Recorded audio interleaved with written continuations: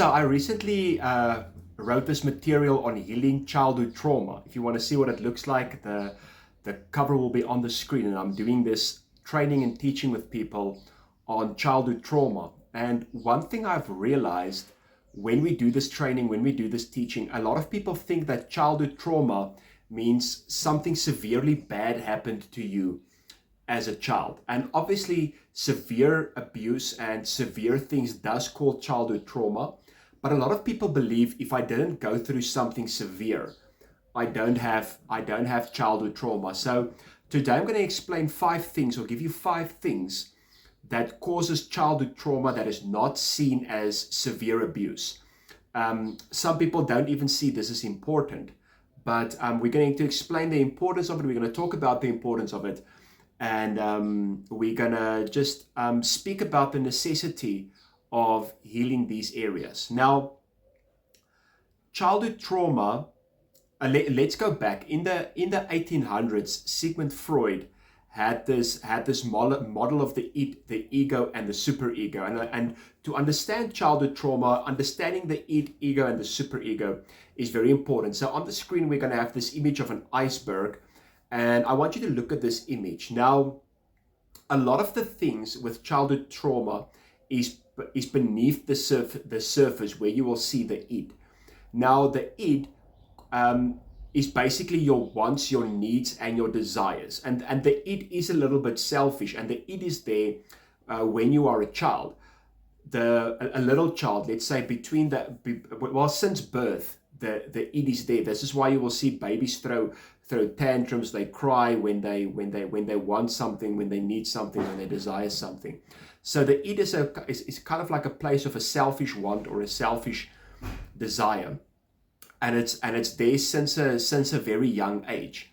If you look at the superego has everything to do with I should, I must, I shouldn't, I must not. It has a lot to do with societal expectations. Now, what Sigmund Freud said is the id, your wants, your needs, and desires are important, but it's also important to look at society's values, society's norms, how to get these desires fulfilled. Meaning, if I have a desire, I cannot hurt somebody else to get my desire fulfilled. And that's what he called the ego. Now, today when we speak about ego, it kind of has a negative connotation to the word.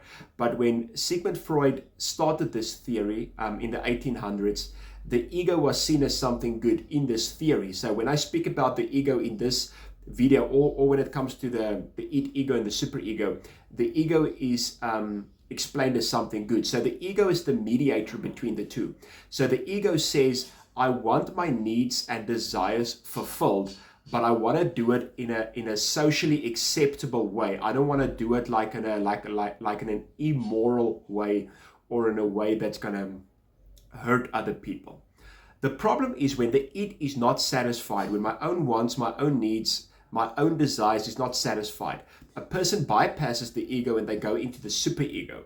So what I want is not important anymore. What I need is not important anymore. My desires to be fulfilled is not important anymore. I go over to the superego, and I become basically a codependent or a people pleaser. So that means my needs, my wants, my desires is not fulfilled. And that causes things like anxiety and shame. So you have anxiety to fulfill your own desires because your desires are not fulfilled. You have anxiety. When you fulfill your desires, you have shame because you've been taught it's not okay to fulfill your own desires. Now, this is where the childhood trauma comes in. When you have wants, when you have needs, when you have desires, and as a child, you've always been told your wants, your needs, your desires is not important, or it's a sin, or it's wrong, or you're going to be punished for fulfilling your own needs, your own wants, and your desires, then you kind of develop the shame. And as a grown-up, you get to this place where you subconsciously believe your own needs, your own wants, and your own desires is not important, so they're not fulfilled. So there's hurt. And a lot of times a person has to come back to that place to say, my own needs, my own wants, my own desires are important, and it's necessary for me to fulfill them. So let's look at 5 things. Let's look at 5 things that's important for us to fulfill our our desires, or five areas that we need to look at that could cause childhood trauma apart from abuse. Number one, lack of emotional support. And as an example, I can use this. So say for instance, you're a man, or you were a young boy and you cried, and somebody told you you're not allowed to cry. Men are not allowed to cry. Men don't cry. So today you might have a difficulty expressing your emotions because you've been taught it's not okay to have emotions. So it's kind of like as if your emotional side is dimmed or buried beneath, and you think about everything logically.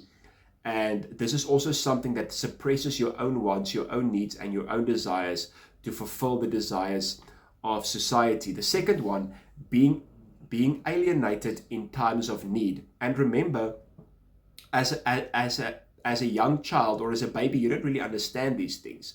You just know you're in a time of need and you are alienated. And maybe the people who alienated you didn't mean it that way. They were maybe very busy.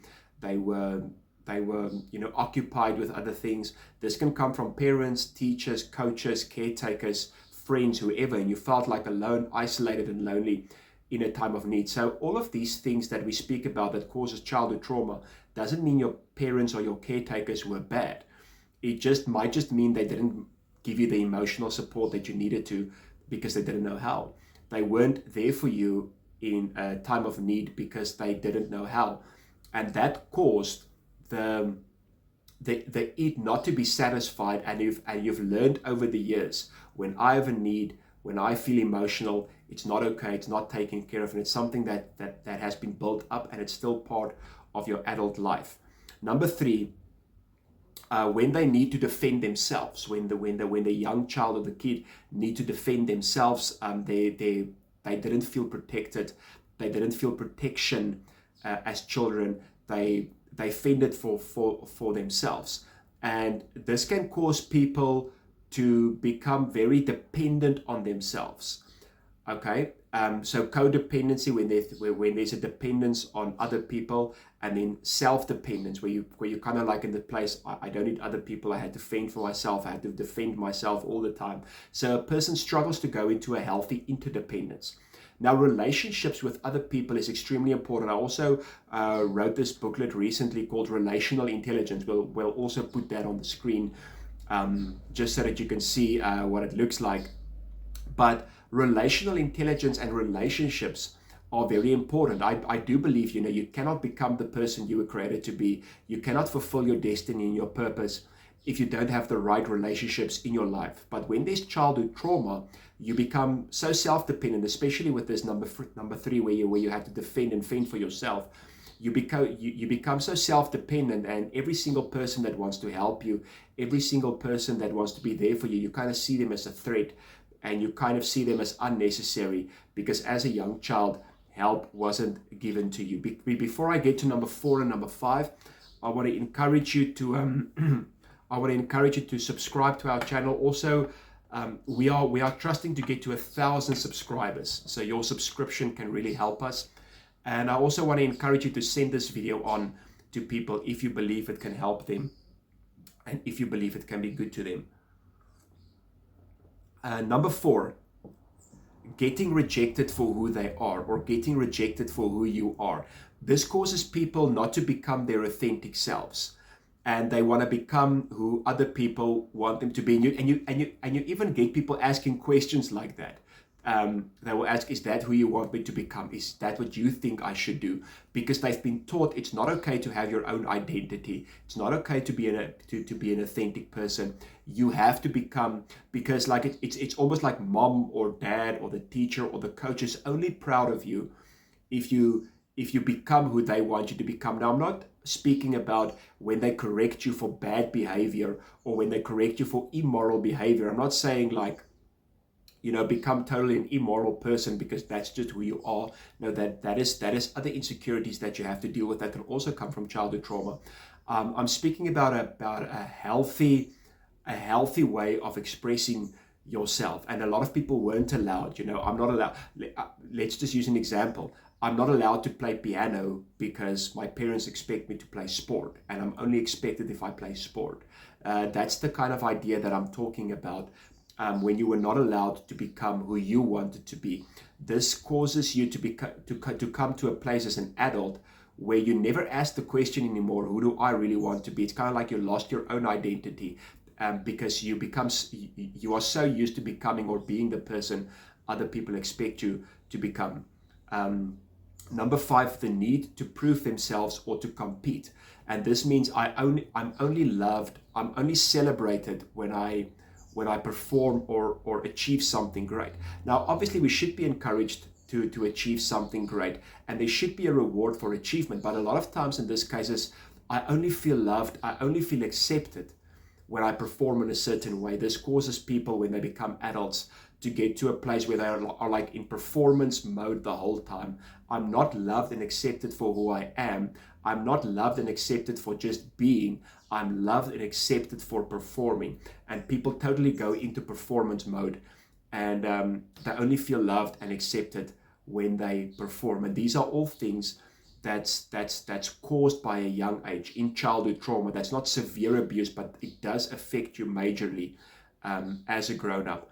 And it's things that has to be dealt with. Well, thank you so much for watching. If you want to know more about our courses, please send me an email to albert@mindprosperity.co.za, or go check out our website. It gives you an indication and description of all the courses that I'm offering, that Mind Prosperity is offering. So you can go look at www.mindprosperity.co.za. Thank you so much for watching. We are so excited about these courses and about this information.